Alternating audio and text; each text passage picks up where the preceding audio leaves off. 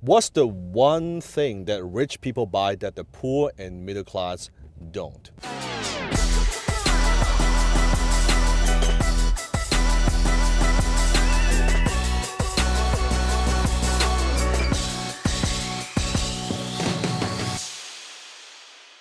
So you see it on Instagram, you see it on Facebook, sometimes you see it on YouTube, that you see them, the rich people, they have these nice watches, and they drive the Lamborghini, the Ferrari, the Bentley, they stay in luxurious hotels, they have like huge houses and all these things that they buy. And that's what people see, rich people, that's what they have. But that's not actually what got them there, right? So what did they actually buy? Rich people, one thing that they buy is they buy assets that the poor and the middle class don't. Now, what are assets? I'm talking about income producing assets. Assets that appreciate, assets that would make them money. So example, it could be a real piece of real estate. It could be an apartment building. It could be a company. It could be stock. Any assets, investments that would put money in their pocket. Versus poor and middle class, what do they buy? They buy liabilities. If you study a little bit about Robert Kiyosaki's The Rich Dad Poor Dad, you know that the definition of assets is it's assets, it's things that put money in your pocket. And most middle class, they buy liabilities such as their home, their primary residence, that they think is asset, which is not, because assets are supposed to make you money while you sleep, versus liabilities is to eat you. It takes away money from you while you sleep.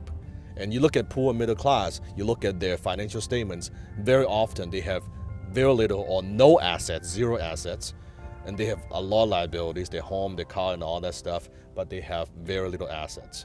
So rich people, we buy assets first, then the assets buys our luxuries, versus the other way around. I'll give you a perfect example. So instead of asking yourself that, saying to yourself, I can't afford that, it's too expensive. Rich people, that's not how we think. That's a very low level poor person mentality. I can't afford it, right? Rich people, we ask the question, not only how can I afford it, but how can I make this make me money? How can I make this make me money?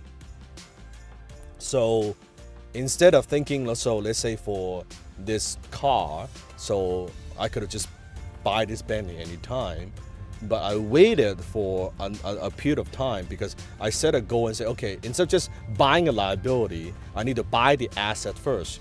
So I need to buy an asset that would throw off enough cash flow, in my case, a real piece of real estate, enough cash flow that I know that would cover my monthly payment of my Bentley, right? So instead of me just buying a Bentley, which then I have to pay from myself, from my own pocket, I say, okay, let me go through a step. Let me buy the asset, the one thing, buy the asset first. When the asset throws enough cash flow, that pays for my luxuries, that pays for this particular car that we're filming in. So even though when this car, I might change 2-3 years, when I no longer drive it, when I sell it, whatever it is, guess what? I still have the asset that's working for me. That's the difference. Rich people, we buy nice things. We buy the nicest things. The difference is we don't want to use our own money. We buy the assets first, we invest first, we buy the investments first, then we buy liabilities. The definition of rich people, the rich is very simple. Rich people, we are entrepreneurs who invest. I'll say it again. We are entrepreneurs who invest. Versus even if you're a business owner, instead of just buying stuff from your business, make the money from your business first, right? And then you can put into investments. If you've watched my wealth triangle video, you know I talk about the 3 stages, right? If you have not watched that, make sure you click on the I button. Just watch that first, then you know what I'm talking about. So high income skills, and then I talk about your scalable business. I talk about high return investments. So rich people, we are entrepreneurs who invest. So that's the one thing that rich people buy that the poor and middle class do not.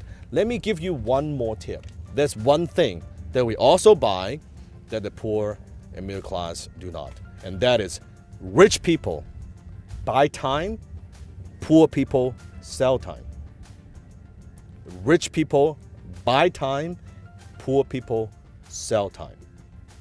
You think about people who are struggling financially or employees, they sell their time. They get paid based on time. How many hours I get, how many hours I work, how much do I get paid per hour, or how much do I get paid per month or bi-weekly, right? That's how most people think. Rich people, we don't do that. We buy time. We buy time because time is the one thing that you cannot replace. This second that you're watching my video, that second is gone. That minute you watch this video, that minute's gone. You can't replace it, I can't replace it. I cannot replace that. Customer is replaceable. Money is replaceable. Time is not. I cannot create, manufacture more time. Money, I can always make more money if I have the time. If I run out of time, I cannot do that. That's why time to rich people is our most valuable commodity. That's why I fucking hate it when people waste my time. It's worse than stealing from me. It's worse than stealing money from me. Because money, I can always make it back. The minute that I waste, I cannot get it back. And if I use the time wisely, I could use it to make a lot of money. So the reason we buy time, we buy talents, we buy people, we buy people that could help us. We buy people that could save us time, right? So that's why that 2 hours you spend, cleaning your home or doing all this stuff, mowing your lawn. A quick story. One time I was visiting a pretty successful CEO. The company's probably doing $30 million a year. And I visited his office, and I went to his office, and I couldn't believe it. The minute I got there, he was mowing the lawns in front of his office. I'm like, what the fuck was that? Right there, it tells me, my God, this CEO does not value his time. The 2 hours he spent mowing the lawns, like he could not have found better things to do. He could not have found better ways to invest his time. He couldn't find a better way to utilize his talents. He's mowing the fucking lawn, seriously, right? It makes no sense. When I talked with him, I was giving him a hard time, right? So rich people, we don't just think of return on investment. That's one of the words that you got to learn. ROI, return. We think in terms of return on investment, your assets, your liability, but we also think in terms of return on time invested. Return on ROTI, return on time invested. That I invest this time doing this thing, what's my return, right? So I know if I spend 2 hours watching a movie, that movie didn't just cost me $20, $30, $40.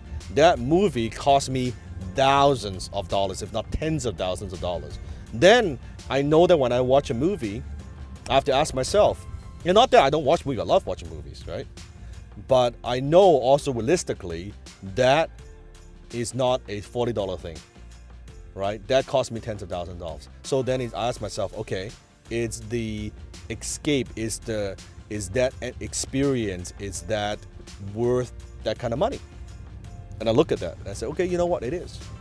It is. That if I'm taking the time off and spending my family, that hour costs me money, but I'm willing to spend that. Very consciously. Versus people have no concept. Very consciously. I know that I'm investing my time that's worth X amount of dollars with spending I'm not trying to make money from this hour or 2 hours. I am spending with them. I am investing in that time. And when you think of it that way, guess what? You'll be more present. That's why every time I watch a movie, rarely I say a movie is like, oh, it's so bad. No, it's okay. At least I can justify a little bit mentally that shit, this movie just cost me fucking $20,000. It's pretty good, right? It's not $40, it's $20,000 of my time, right? So, joking aside, but that's what it is. You got to think of it that way, how you value your time. So that's what rich people do. Rich people buy time, and if you don't value your time, you're not going to be successful. You have to value your time. Everything. Bill Gates has his appointment booking 6-minute increment. 6-minute increment in his calendar. That's a billionaire, right? My mentor has his in 15-minute increment. Now I also have my thing, sometimes 30, sometimes 15-minute increment. How you manage your time, how you invest your time, your most valuable investment that you have. So there you go. That's what rich people buy. The one thing that they buy that the poor and middle class that they don't. Don't look at just what they have, the fancy car, and that's the thing. Before we go, because maybe when you had no money, you've been struggling for so long, you have been working hard for so long, and suddenly when you make a little bit of money, and you all the image that you have about rich people, all the nice thing, the nice car, all the things that they have, suddenly you make a little bit of money. I'm not talking about a lot of money, a little bit of money, and you say, I want to fucking I've worked 15, I've waited 10 to 20, 30 years for this. Fuck it, I want that life. And you go spend the money. And you think by spending that money, that makes you rich, that makes you fucking poor. That doesn't make you rich. You only see the service, you see the result, you see the outcome, you don't look at the fucking process. Look at how they got rich. They buy the assets first. Before they buy the fancy watch, they buy the investment. The investment makes them money, then they buy the fancy watch. But you don't want to do that. Suddenly you make a little money because you're so fucking insecure. You got a big fucking ego. You want to show the world, you want to show your family that you fucking quote unquote made it, which you haven't. You want to look rich versus be rich. You go buy that fucking watch. You know what? You wear that watch and you thought you fucking made it. Everybody thought you made it. You did not make it. You just made yourself poor. Poorer. That's not what makes you rich. But if you can have the self-discipline, you have the self-control and say, you know what? I'm gonna buy the assets first. I'm gonna buy the assets first. Once you buy that, your assets, you can buy all the fucking luxuries you want. Your assets pays for it. It's okay. Buy the nice things that you want. It doesn't quote unquote cost you because your investments are providing for you. Investments are feeding you. It's making you money. That's the difference. So think about that. Don't just look at it and say, oh, I want the nice things. It's not the nice thing is a result. That's the next step. First, you got to build a portfolio. I didn't have nice things for the first 10 years of my life. It's only now I've like quote unquote after all these years. Okay, now I have people say, oh yeah, Dan, you got I didn't have the fucking Bentley overnight. I was driving Air Master for a number of years, right? Then Audi, not that Audi's a bad car, but it's okay, but it's not a Bentley. For a number of years, right? Only recently, now enjoying life. And people look at they'll look at where you are today, but they don't look at where you came from. Ponder on that. Comment below. Share with me what's the one thing that you think also poor and middle class buy. I'm curious to hear your thoughts. Or people that you see the poor and middle class buy. Share with us. Share with me. Also give me a thumbs up as well. Subscribe to my channel. Turn on notification. We upload a new video every single day on business, on relationship, also on martial art. That's what my channel is about. It's my life. It's what I do. Just like this, going to downtown, getting stuck in traffic, and answer your questions. That's a good return on time invested. Even in the car, and just stuck in traffic, I'm making a fucking video for you, right? That's how you utilize your time. That's how you're being smart with your time. Check out my other Boston Bentley video right there. We have a lot of videos. You can check it out. A lot of interesting questions, a lot of interesting insights. Until next time, I'll see you in my Bentley.